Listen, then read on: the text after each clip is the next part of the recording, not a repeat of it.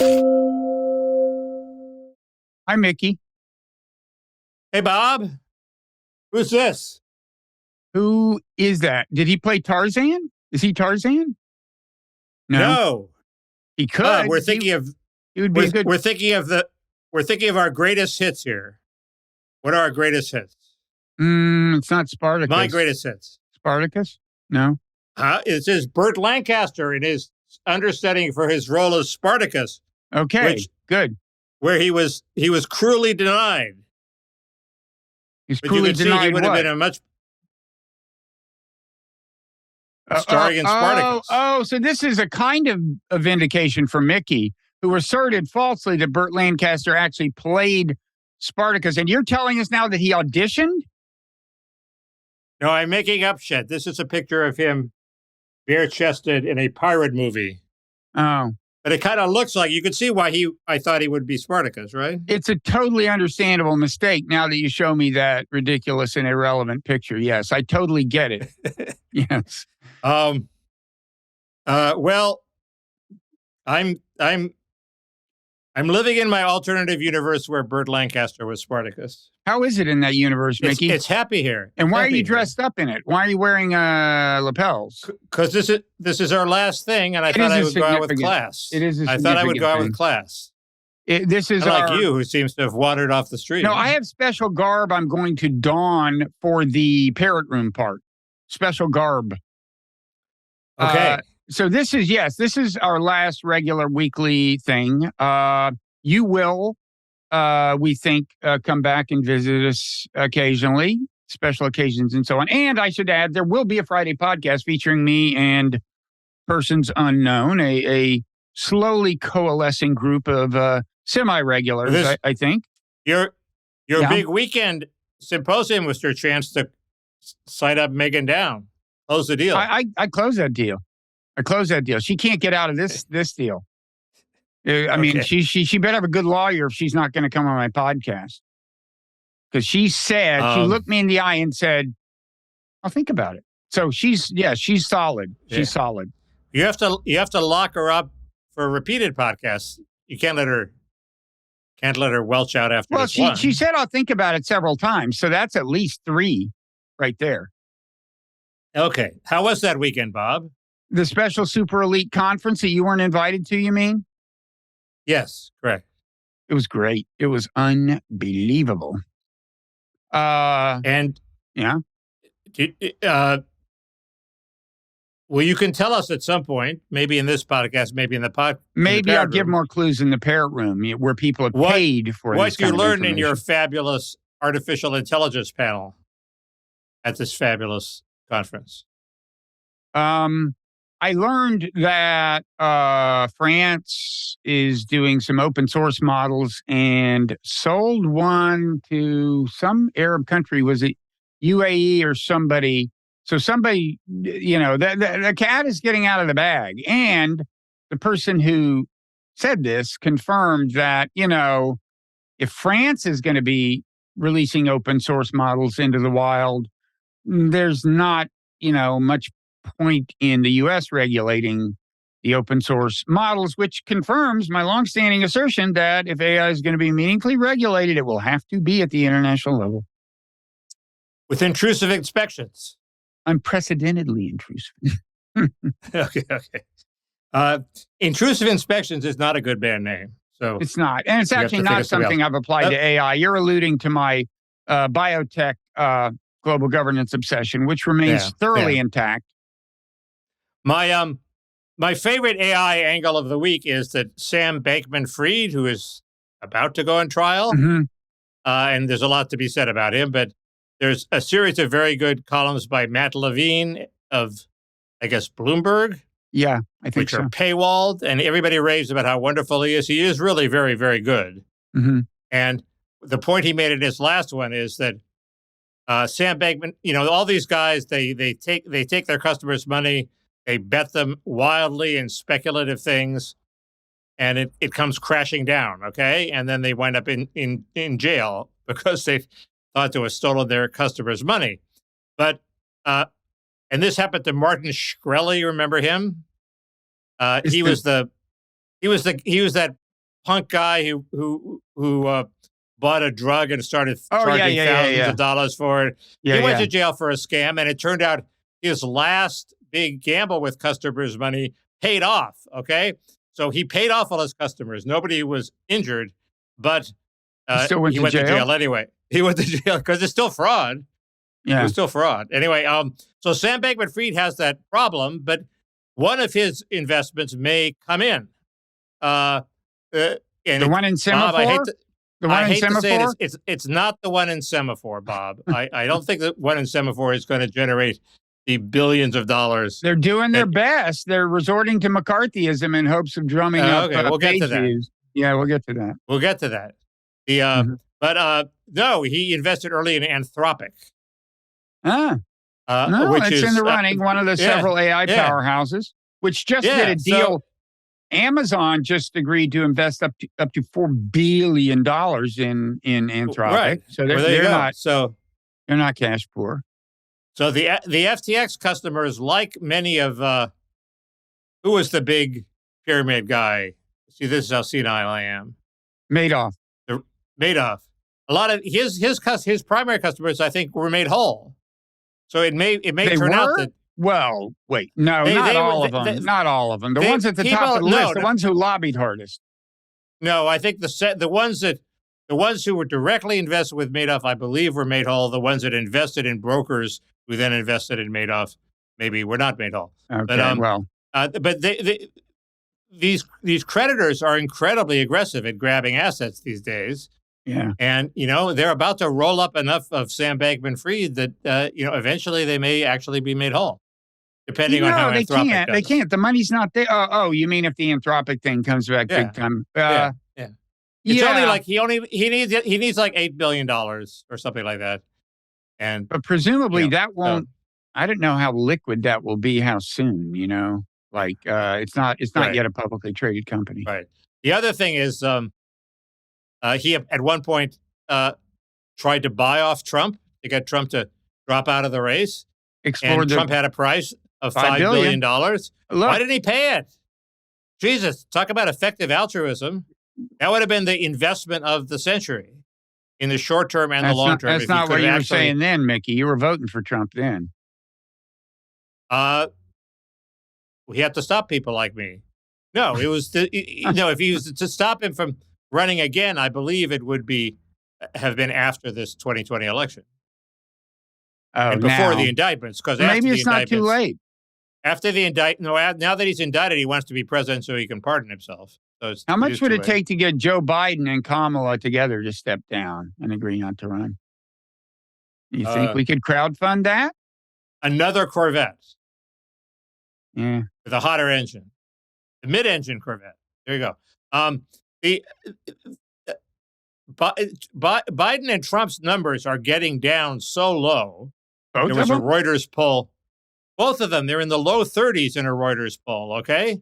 Well, where did the other ones go? Undecided? I mean, did they give them more than two choices? 14% go to Kennedy, 19% are undecided. I mean, they're 1% are too stupid to answer the poll. I don't know.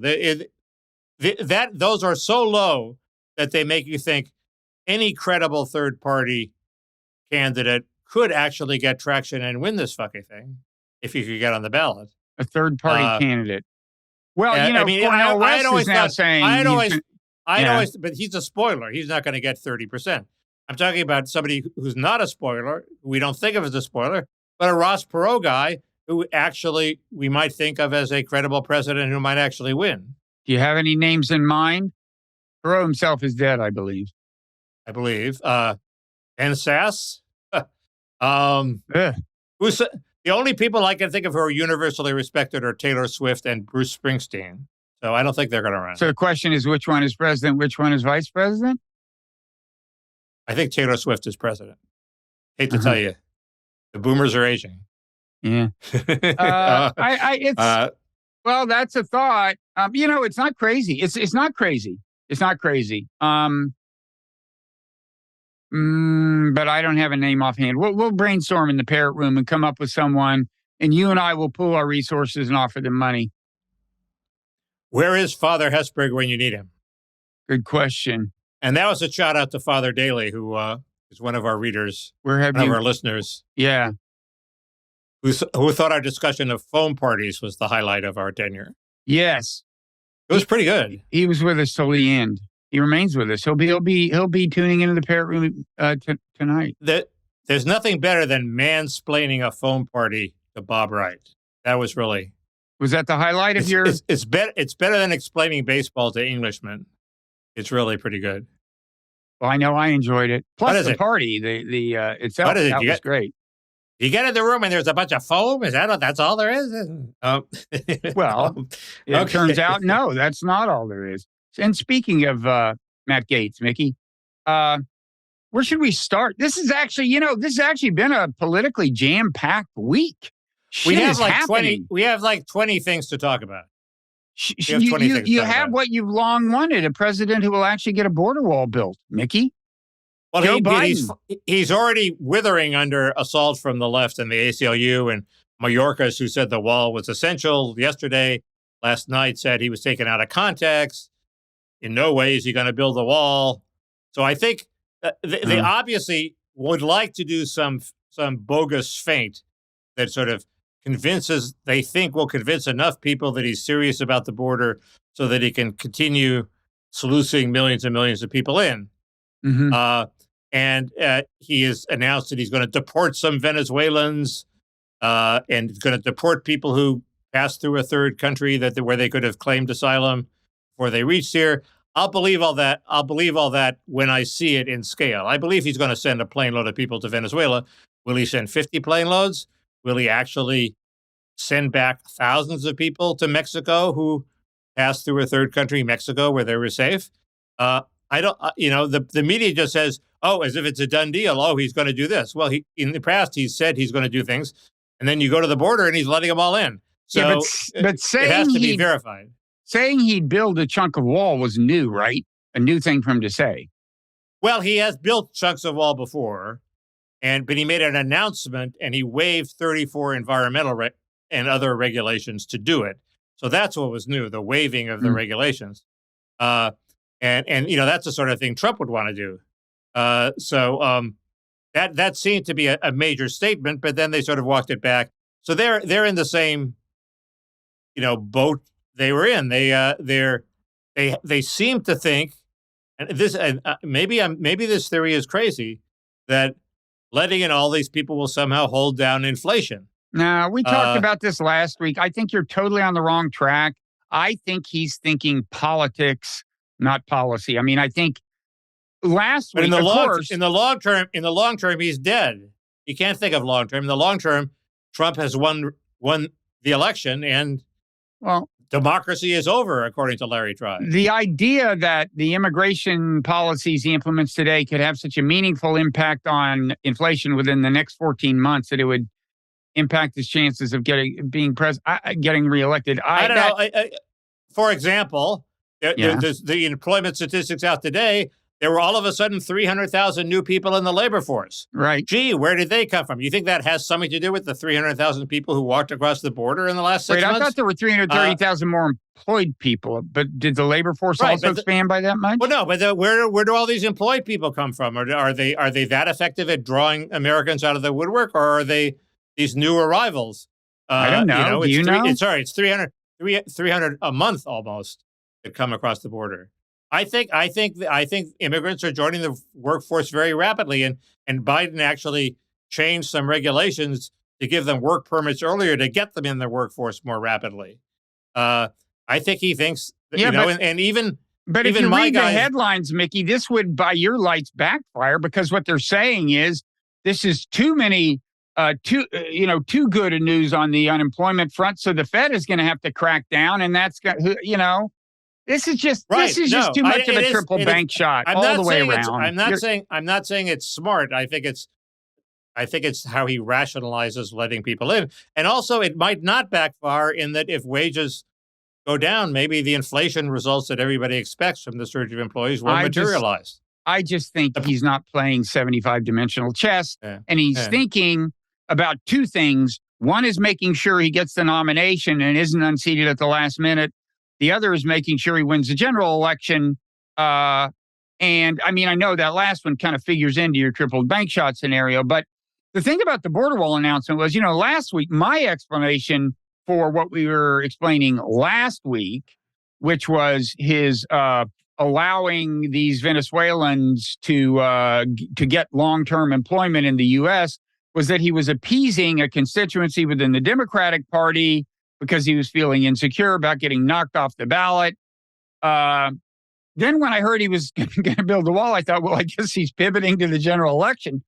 But it's actually hard to separate the two, because the better he looks in the polls against Trump, the less likely he is to get kicked off the ticket.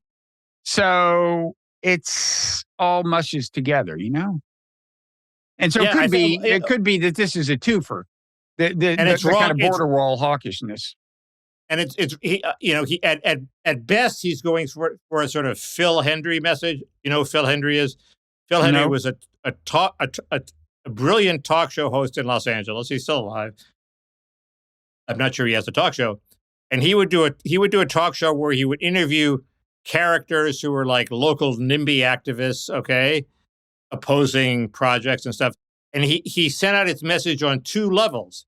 There was one level where the NIMBY activists would hear the NIMBY activists and say, "Damn right, they shouldn't build that building." But then there was the higher level of his more sophisticated listeners who realized it was all a joke, and he was mocking the NIMBY activists. So maybe Biden is trying to get a message where somehow those on the right see the wall story, and people on the left see the fact that he's giving work permits earlier. That never works in politics, but he may be trying that. Okay. I thought you were going to say people on the left say that, Joe. He's always making jokes about the wall, but you didn't mean it quite like that. And there was a study. This is actually the important point of the week. There was a study showing that life expectancy has plummeted for Americans, but a specific sort of Americans. White males Princeton in the guys, working class?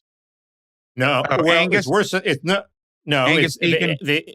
Angus Deacon says it's non-college graduates, but that's not quite right. Dylan Matthews of Vox wrote a piece saying, no, it is high school dropouts. They're the people whose life expectancy is just like dropping like a stone. It's not just people who didn't graduate from college. If you graduate from high school, you're not in this terrible group. So there is a particular group, the people who compete with Latino immigrants for jobs, who have seen their wages stagnated, and they have trouble getting jobs. They have trouble getting respected because they're not winners in the meritocracy, and they're dying, Bob. And the long-term consequence of letting in all these people are those people who are white working class high school dropouts and thrown in the dustbin of history are going to die. Okay, it's a terrible policy. I mean, first of all, I'd like to look at the numbers. No small number of people who drop out of high school, I suspect, have problems, like substance abuse problems. It's not very hard to get through high school, Mickey, if you want to get through high school. And I suspect that a number of these people have the kind of problems that in any event would augur an unhealthy, future. But I'm sure you're there's some truth to what you're saying in the short term. There's a composition effect, which is that fewer and fewer people are high school dropouts. So the people that are still high school dropouts are the people with the worst problems. Right. But still, it's people have been predicting this for years. And, Charles Murray wrote a pretty convincing book about it, about how. Well, he wasn't talking. That wasn't mainly about immigration, which is what you're attributing all of it to. The white story, the book about how whites are dividing into the Fishtown and the. Well, that's different. He was making them sound so hopeless they couldn't get jobs. Well, the Fishtown people are dying. Yeah. Well, that would be an argument. Maybe it's an argument for you, but it's clearly happening. It's clearly a bad thing. It is clearly exacerbated by immigration. I don't know how much of that is how clear, but go ahead. So this Kevin McCarthy thing, this unprecedented. Well, the big mystery is, it's now very difficult for them to pass a package of Ukraine aid, because all the candidates that are left, Scalise and Jim Jordan, who was just endorsed by Trump, don't like the Ukraine aid, even though a majority of the Republican caucus probably does, and certainly a majority of the Congress does. Apparently, they have to somehow they have some veto power. And so Biden now, everybody thought he had a deal with McCarthy to, pass the continuing resolution. Then you have a separate, without the Ukraine aid, then you have a separate vote on the Ukraine aid, and it'll pass. Okay. Maybe he had the deal, maybe he didn't. He was much more likely to get that deal with McCarthy. He's much less likely to get a separate vote with these guys. So if defending Ukraine is the most important thing on the planet, because only if Ukraine wins can we preserve Western democracy, why didn't Biden help McCarthy out? Yeah. Obviously, there were some other things he thought were more important. Well, is it him or was it Congress's decision? Whose decision was it? They only needed 10 people. He's the head of the party. They only needed 10 people to abstain. Yeah, and but McCarthy Hakeem would have won. Jeffries, I got a feeling if Hakeem Jeffries felt strongly, he has some agency. And so for that matter, to the 10 members.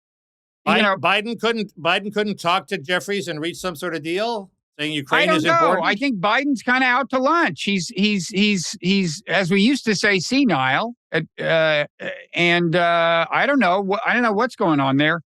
Bill Scher made the case on the highly regarded DMZ podcast, talking to Matt Lewis, that the Democrats absolutely should have helped McCarthy out because they're definitely going to get something worse than him, pretty definitely. But what Bill was emphasizing was that now they're more likely to get a government shutdown of some duration. And Bill, to get back to your assessment of the upcoming election, worries that will have bad macroeconomic effects. The shutdown will be long enough to actually hurt GDP, and that'll come back to haunt Biden right before the election. But in any event, I'm not sure about that. In any event, the arguments I heard for not helping McCarthy was, well, he did this to us. He did this to us. He did that. Okay, that's why you're pissed off. But why is it rational not to help him out? No, I didn't even hear. Was anybody talking about that? Or was it just people whining about how offended they were by his past behavior? Oh, yeah, Gates was talking about that nonstop. No, not Gates. I'm talking about the Democrats. Oh, the Democrats. They kept saying, but McCarthy did this to us, and McCarthy did that to us. Well, okay, but what is a smart strategy? It reminds me of Ukraine very much. It's completely emotive and devoid of rational analysis. I agree with that. That it's petty and it's unbelievable. It's making second order concerns dictate the first order action. Anyway, it looks like we're going to get Jim Jordan. That's your bet? Because Trump endorsed him, and Scalise has cancer. So, well, other people, other hats may get thrown in the ring, right? But you think with Trump's endorsement, that's it? Yeah, I think that's it. The other, that's definitely bodes ill for a couple of things, right? He's pretty hardcore. It bodes ill for Ukraine aid. It bodes ill for avoiding a shutdown, probably, right? Because he's going to demand serious spending cuts, right, in exchange for keeping the government. But he wants to grow his majority, so he knows that if they shut down the government, they're going to be blamed, and it's going to hurt them. I mean, there is a situation which is unbelievable, which is Republicans are ahead on all the issues. They're way ahead on the economy because people remember the good Trump years. They're ahead on crime. They're ahead on immigration, and they're managing to blow it. Instead of expanding their majority in the next election, maybe they'll lose the House. I mean, they may lose the House this time. What I'm scared of is somehow the Democrats cut a deal with enough Republicans to make Jeffries the speaker. Doesn't take many. There's always the threat of that, and I'm always wrong. How many Republicans could stomach that? I mean, if it were a different speaker, I don't know. He only needs 5 of a couple hundred. Who would those be? People in extremely safe seats. No, people in unsafe seats who want to be, who are red state people who are elected from blue states, from blue districts. Okay. Swing voters, moderates, I think. Well, maybe I mean, but they have to worry also about being primaried, right? Right, but maybe they can switch. Maybe they can be an independent. Maybe they are safe even if their party, for their nomination, because the Republicans in their district might be so moderate too. You know, Well, I was thinking, what about the Democrats settling, helping, a relatively moderate Republican get the job, who promises them a few things in exchange. I mean, they right? only need about 10 Republicans to sign on to that, right? Right, but If they they haven't can found maintain this. They discipline. haven't found this moderate Republican yet. It wouldn't be hard to And do better than Jim Jordan from their point of view. right, but the election is Wednesday, so they're as early as Wednesday, so Yeah. they're running out of time. Um, so I guess that's all I have to say about that. I mean, Okay. I I long for the days of. This is my point about Biden. You can be physically senile and trip over everything, and Mhm. you can be very forgetful. Like I just forgot the name of You can't remember that it was Madoff, Tom. but No, I just bailed you out of a deep. You bail me out. You're about to bail me out again. Tom, the Speaker of the House, the one from Texas who was the exterminator. Oh shit! If you hadn't said that, Anyway. the guy who was on with the Stars. Are you sure he was a Tom? Tom No. DeLay? No, Yeah, Tom DeLay. There you go. I mean, Tom DeLay ran a tight ship, man. During welfare reform, while all the senators were all grandstanding, oh, I don't know if I'm going to vote for this bill. I need this position or that. DeLay just delivered his votes time after time. Those are the No days. problem, no fuss. And how about Those that were the Sam days. Rayburn, Mickey? How about that Sam Rayburn? Why, when we were young, I don't know that much about Sam Rayburn. So, except that he drank with LBJ after hours. Ukraine, little Ukraine. Sure. And I even have a point to make about Ukraine. Well, why don't you start out with your point? No, you go first. The Black Sea Fleet is retreating. Yeah, the Russia's relocating much or even maybe all of its Black Sea Fleet under duress from Ukrainian missiles fired from the Odessa vicinity. So that's quite a a climb down for Russia. I mean, that Sevastopol is almost like that. That's where the Black Sea Fleet is almost like what the seizing of Crimea was about and all subsequent events, right? I mean, it was after the 2014 Maidan Revolution or coup or whatever you want to call it. He was worried that was going to be the end of his having access to Sevastopol as a port. That was a big deal. And now he's largely abandoning it and moving the fleet around, some of it to Russia per se, pre-2014 Russia, and some of it to the east side of the Crimean Peninsula. That's big. I mean, I don't know how big. It's embarrassing for So what were you going to say about the war? Well, first of all, this week they're forecasting rain. This could be the beginning of the rainy season, and things start to slow down. I think last time we talked, I said, okay, so the Battle of is it Verbova? Is that the name of the town? Is about to begin, but it didn't even begin because the Ukrainians weren't able to even seriously get it started. I mean, that's the town right where the Surovikin line was, quote, breached. Okay, that's the first thing on the other side. It's like spitting distance from the line, and they have not been able to advance on that village. So the breach has led to no progress beyond the line so far. And just generally, the lines aren't moving, and this is settling in on people. And I actually want to play you something because, people are saying, well, Biden, aid is in trouble because of Matt Gaetz and this and that. Well, actually, aid is more deeply in trouble. I don't know about this tranche of aid, but a lot of people are starting to say, wait a second, the lines aren't moving. A ton of people are dying. We're sending a lot of money. Every day the war goes on, some kind of escalation could happen.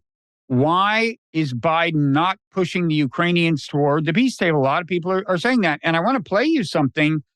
This is from Ben Rhodes, who was like progressive blob central, even though he apparently coined the term blob. That does not keep him from being in it. This podcast he has with Tommy Vietor, which I listen to often, half hate listen to it because they are so blobby.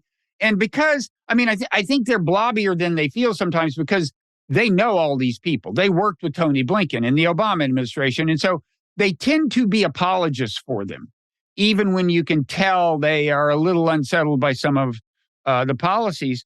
So you'll like this because it gets into the border, too.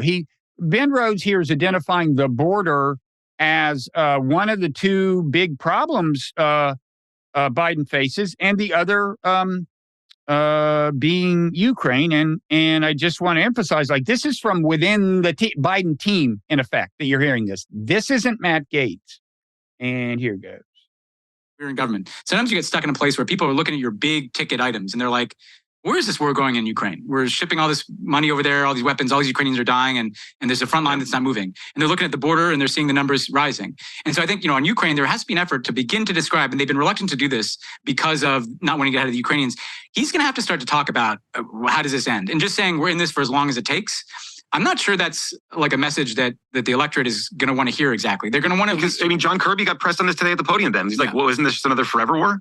And that's it's not, right. It's different. It's not the like a 20-year-old war on terror. But when you say we'll be there as long as it takes, it sure sounds like one. To your point. If your message for how this ends is we're there as long as it takes and the front line's not moving, that's just not going to work politically. And so there has to be some discussion of an end state in Ukraine, where this is going, or what is a sustainable level of support. And on the border, he's going to have to go out and I think he has to put forward a comprehensive set of policies that describes what are we doing with border security? What are we doing with migrants who are here? How do we bring more order to the asylum process? But also importantly, I'm going to agree with Petro. Sure, you can't blame the U.S. only, but I think President Biden going out and saying we are going to, suspend these sanctions. Cuba doesn't need to be on the state sponsor of terrorism list. They're not a state sponsor of terrorism.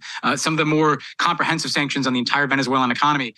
Yeah, so at the end, he was hitting a theme dear to my heart, is that these ridiculous fucking sanctions that only immiserate the people we're supposedly helping are, they're bad in their own right, and they are contributing to at least some extent to this exodus. Anyway, the point is,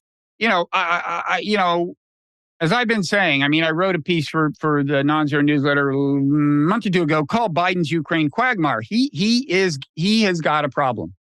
Do you realize since this is our last thing, and I hope people keep tuning in every Friday. There will be a dazzling array of great minds, of course. But some people are Mickey fans and may not be. And I want to say, while I have your attention one more time, at the risk of seeming to say I got this right, in December, I wrote a piece for the Washington Post, almost a year ago, saying, look, the situation on the ground ain't going to get any better, probably. It's time to try to do a deal, and Biden should use his leverage to push Zelensky to do the very politically difficult thing, I acknowledge, of moving toward peace talks. And Biden should be happy to be used as Zelensky's excuse, okay? Now, as you know, my message was not well received. Chris Hayes said, you just can't, it's, the Ukrainian people have suffered too much. They're just not ready to hear this or whatever. Well, they've suffered a lot more now. Since then, since the beginning of the year, since January 1st, Russia has gained more territory than Ukraine.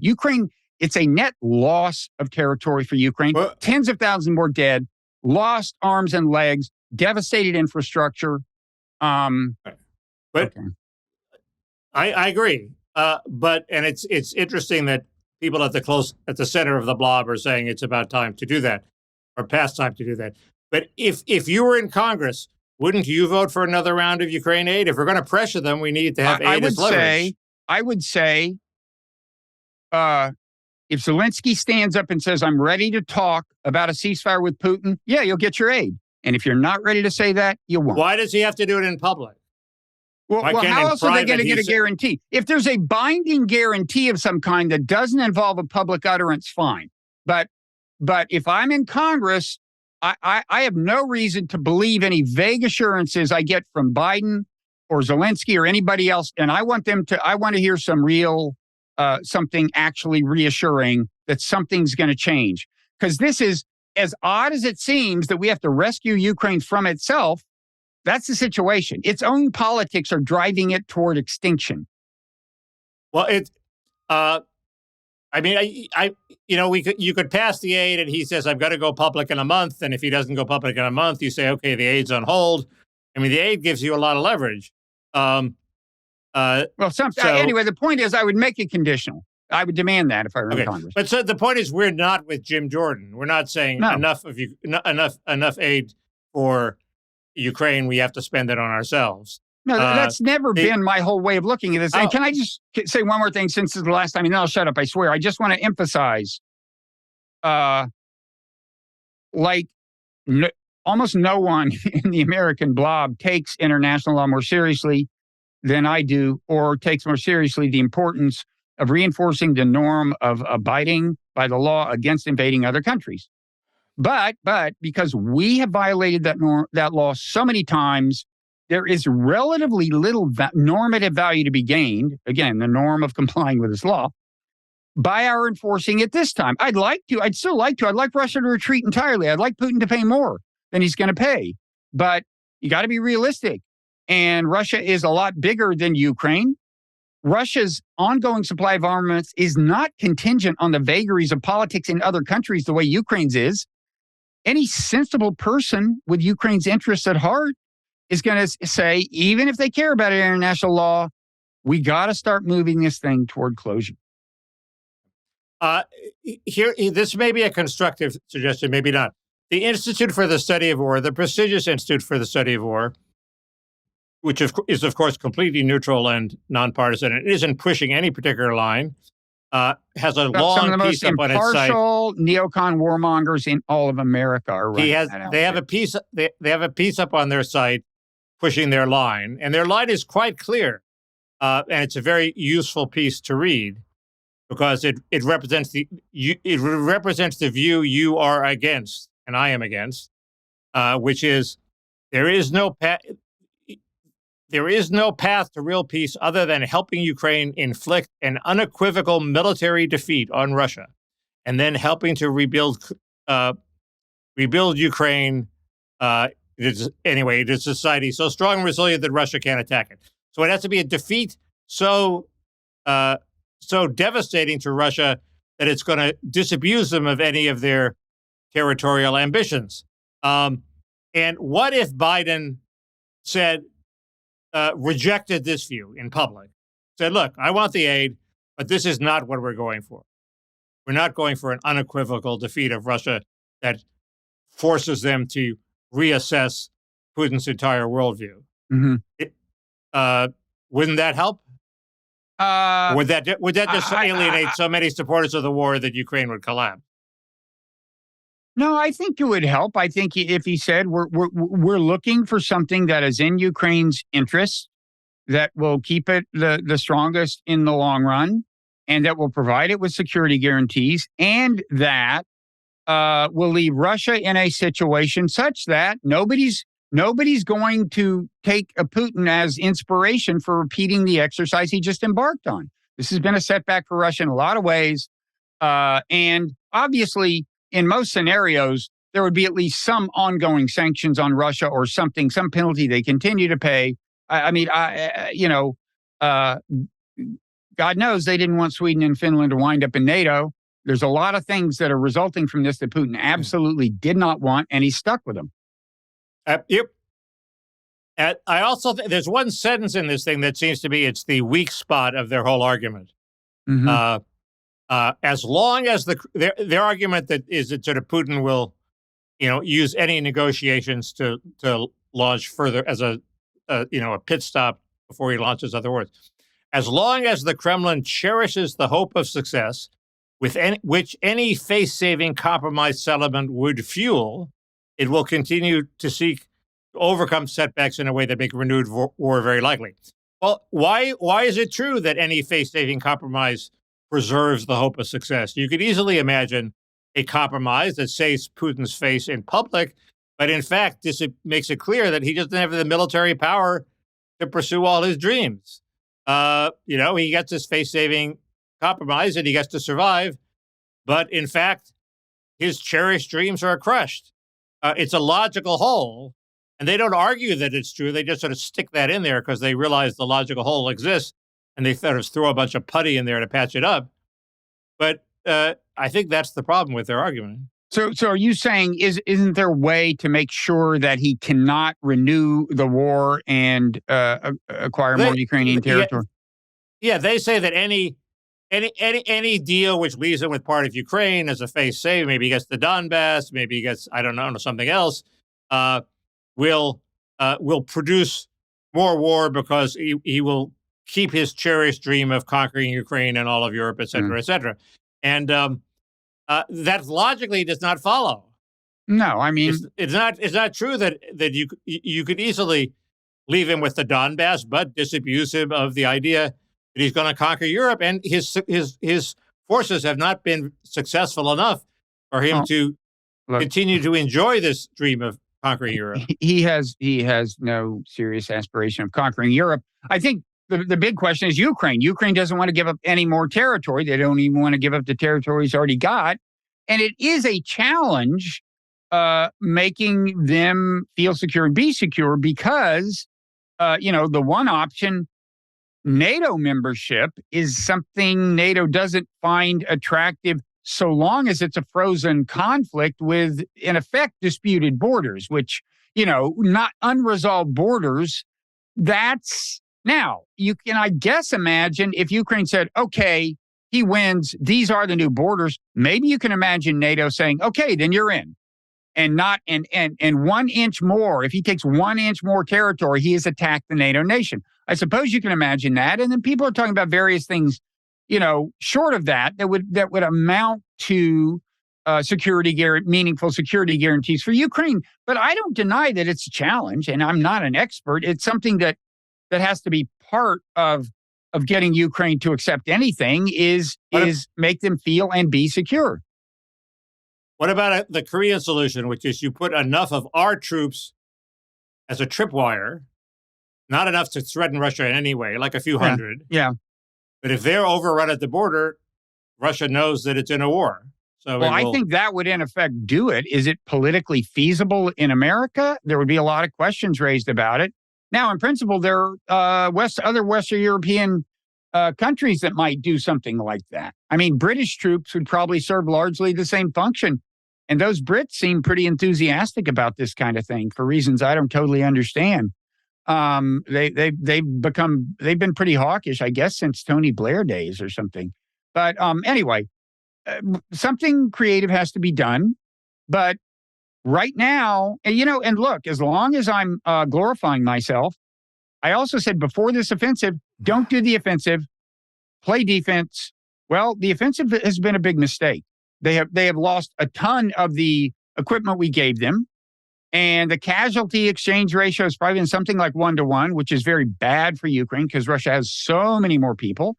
The offensive has gone nowhere. Russia has gained a little territory here, Ukraine a little there. And I just think Ukraine is more vulnerable than they were 4 or 5 months ago. This thing just is not headed in a good, and they're vulnerable again to the vagaries of politics in Western Europe and the U.S., which aren't looking auspicious, all of which was predictable, that the enthusiasm for arming them would subside with time. But we don't know for sure that Biden's people aren't reading these tea leaves and going to Zelensky and saying, reading him the Riot Act. I'm sure their attitude has changed. I'm sure their attitude has changed. They obviously weren't applying much leverage as of a few months ago because they have the leverage. If they were applying it, he would change his tune. You'd hear it. There are certainly people in the administration who I'm sure are counseling pretty wise stuff, like Bill Burns at CIA. Maybe Jake Sullivan. After that, it probably gets less likely. But I don't know. Anyway, it's. I would finally just recommend something else related to me. Today's Nonzero newsletter has this transcript of a conversation I had with Lyle Goldstein, who is a an expert on China military affairs. He taught for 20 years at the U.S. Naval War College, and it's worth looking at. He says we're basically making the same mistakes with China that we made with Russia, that in his view made invasion more likely, not less. And it's worth. He also, in describing how a war over Taiwan would go, convincingly argues that it would likely go very badly for us, and specifically identifies the mistaken assumptions that underlie the more optimistic scenarios about how it would go for us. Walter Russell Mead wrote a column about foreign policy in the Trump's second term where he said Trump might well cut a grand bargain with China, which is an interesting possibility.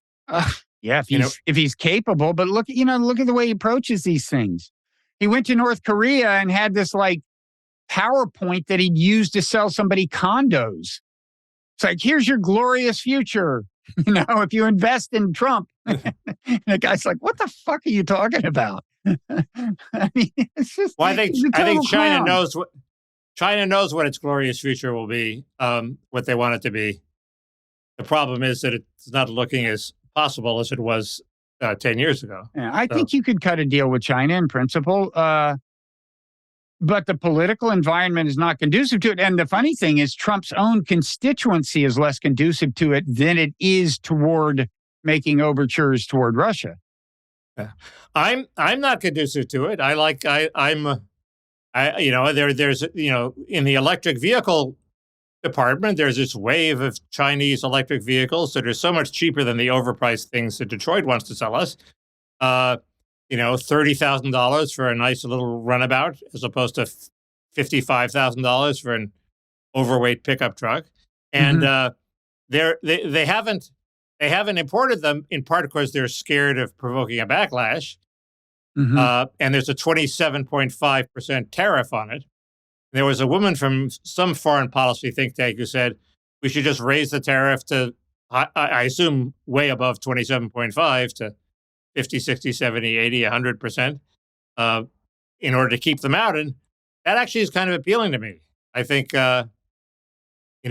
countries don't give up their auto industry. No country will give up its auto industry, and we are no exception.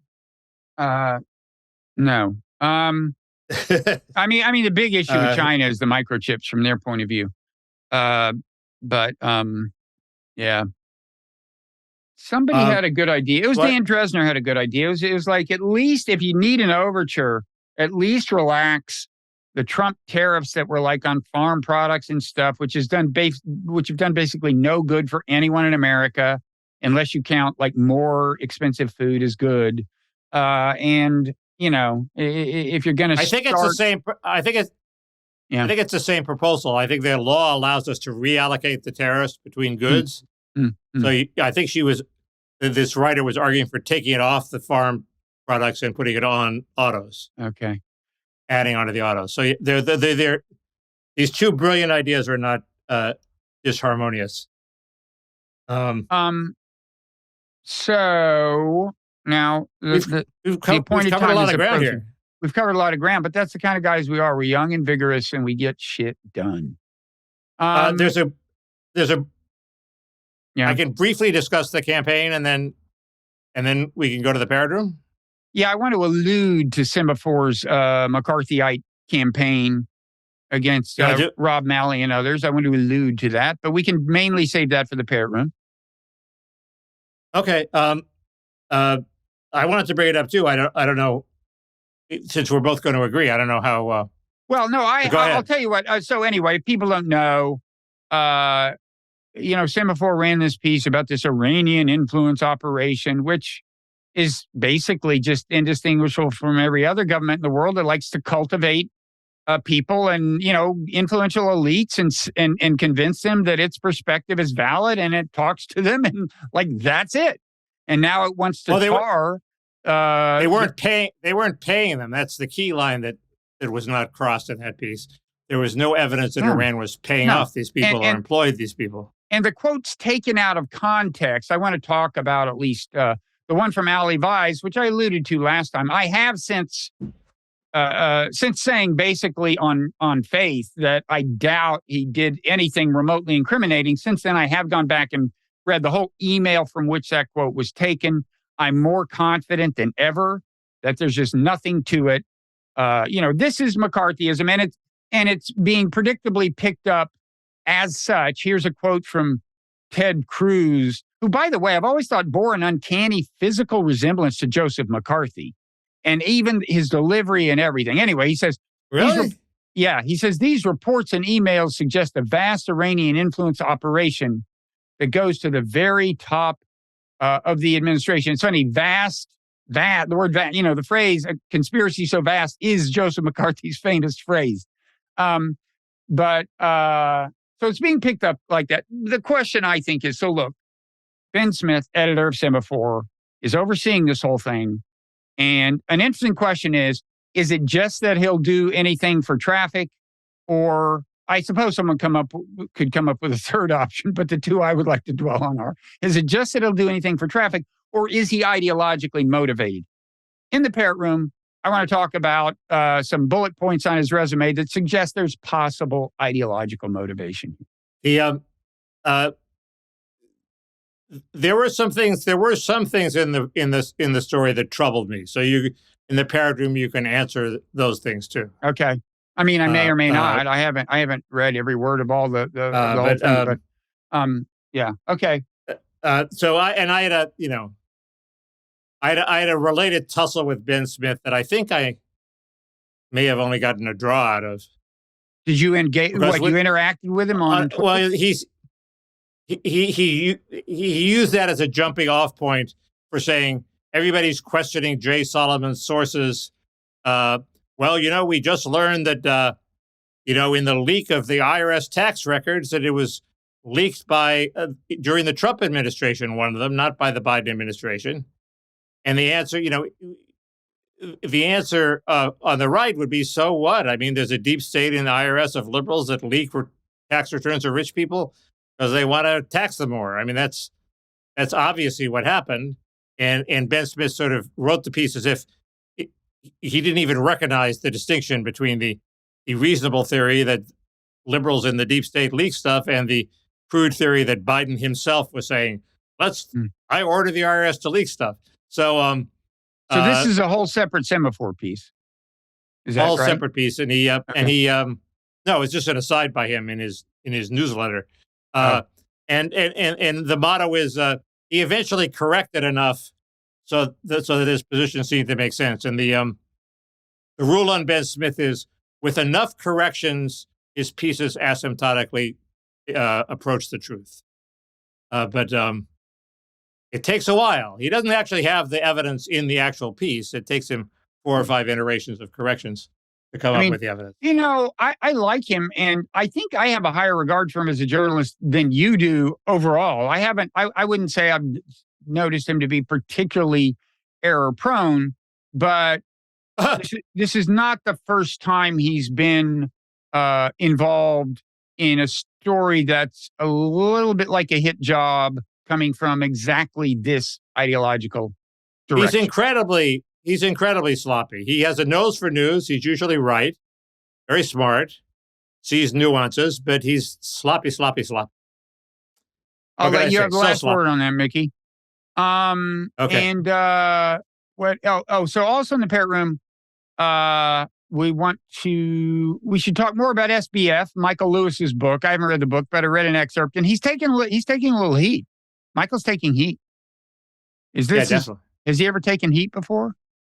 How's he holding up? We should. Well, he took some heat recently for his piece about that linebacker. So he's taking 2 bouts of heat in a row. But I thought that was more the movie than the book that took the heat. I thought on that. He took some heat. Did he portray it correctly in the book? I'm on his side. I think you have to read the book to see if he makes a persuasive case that SBF isn't as evil as people think. They wanted him to write Bad Blood. They wanted him to write, the piece that proves that the villain was a villain, and he didn't do that. This Matt Levine in Bloomberg doesn't close the door on the fact that SBF might be acquitted either. He could have. I don't see. It I all don't depends see how on. you can't convict him of fraud, but not that I've done a deep dive. I but don't we'll talk either. about I don't this in either. the But Parrot Room. I don't know enough. Maybe the book explains it. But we can talk about that. Yep. But anyway, it's a live issue. No, don't you I have think a we point- should? Yeah. We're talking about things we're going to talk about in the Parrot Room now. Right. And it seems to me like we should spend a certain amount of time dwelling on the greatness that has been us. I don't want to spend a lot of time on that. But Okay, I'll do that part. I think that's what the All In podcast does. Every other podcast is how great we are. Yeah, but you get to do Fuck it when that. it's your last fucking podcast. Fuck that. Fuck It's that. like you get to say nice things about people at their funerals, right? I've chosen the schlockiest goodbye song I could find. Oh, I'm That gonna is sing. mine. I'm gonna That sing is- a goodbye. I'm gonna sing a couple of bars of a goodbye song. Oh God. Are you gonna Okay. sing? Are you gonna sing yours? This is starting The to sound parrot good. the parrot is going to sing it, Bob. The Parrot always improves these songs by like about 80%. Anyway. So what else? What else? You're gonna like there's- bring up. You're gonna make this like a conventional Parrot Room, like investment, like child tax credit. Yeah, run through the tape. Okay. Yeah. You Okay. don't stop 10 yards short of the tape and start celebrating. You know? No, you start. Go ahead. anyway, Yeah. I have it's become clear to me that we're going to see a revival of a trend that previously moribund that involves very cold temperatures. That's all I will say. Cold There's fusion. Jonathan Turley applied a third world concept to Biden corruption, which I think is very useful, but doesn't have the consequences that Turley thinks. There's Michael Lewis. I got that. There's I want you to describe more of this wonderful conference you were at. There's Gavin Newsom, senator. I have one minor point to make about that. There's another article finding an evolutionary purpose for homosexuality. There is a very odd film made by Christopher Rufo defending Nixon. There's the Salvation Army meeting its Dylan Mulvaney moment. My God, how long is this going to go on? Well, there's a lot of stuff. It will When be are we going going on to for. celebrate the greatness that has been us? It'll be Leave going time on for for. that. Leave time, Mickey. This is what You people could do want. that. They want us You to could- reflect. They want us to reflect. They want us to share their grief. These people are grief stricken. They're rending their garments. I don't. Internationally, you can hear the sound of the garments. Stop and listen. Just stop for a second. Listen. Hear that sound? Bob, That is Bob, what was- garments being rended. what was the last line of Roger Angel's piece explaining or rationalizing why Ted Williams didn't come out of the dugout to accept cheers from the crowd after his last at bat? You had to go to the bathroom? Because that could be us. Gods don't make house calls, Bob. Whoa. Now, this is a different rationale from the one I thought you had, Mickey. We're moving into different kind of self-conception here. Yes, Gods that would be a don't grandiose. That would be So a, our that would be parting a message. grandiose. So our parting message to the patrons who have supported us faithfully with their hard-earned money and would like us to share some reflective time for them, our parting message is, gods don't make house calls? Really? It was sort of a joke. I don't know that you're ever going to escape that one, Mickey. Anyway, Roger Angel escaped it. It was a stupid line. He obviously should have come out of the dugout. He was an asshole. Right. That is a form that really is a form of self-absorption. You know, it's all like gold in my ears line. Don't be so humble. You're not so great. Right. Exactly. Leon has a joke about that. That very line? The cantor who falls to the ground and says, "Oh Lord, I am nothing. I am nothing." And the rabbi goes, "Look who thinks he's nothing." Yeah. This was last featured in the Parrot Room, folks. We're doing some Parrot Room highlights in hopes Okay, we have some leakage. it's not too late to join. Listen, it's It is too late to join, I think. No. Oh, wait, is it? Is it too late to join? You've paused payments. Oh, Paused yeah. payments. I got an email. Too late to join. Never mind. Okay, well, that's plenty to talk about, and there's more if we run out of time, which we Oh, won't. you know what? It's not too late to do is become We a don't run paid out of time. subscriber to the Nonzero newsletter and access it that way, Mickey. Glad you reminded me. Okay. It shows the true marketing genius you are, that you pretended to just have forgotten that and thought of it Right. at the last minute. I But know. in fact, It seems so natural, right? yeah, this was It's just the in your organic PowerPoint all quality of my marketing genius that people comment along. on. Okay. Well, So listen, let's smash get the out the like parrots. button, folks. It's your last chance for a while, although we do think we'll be back together. So keep checking back. And when you do that, smash the like button on whatever Bob video is up there. And remember, gods make house calls. Well said. See you in the Parrot Room.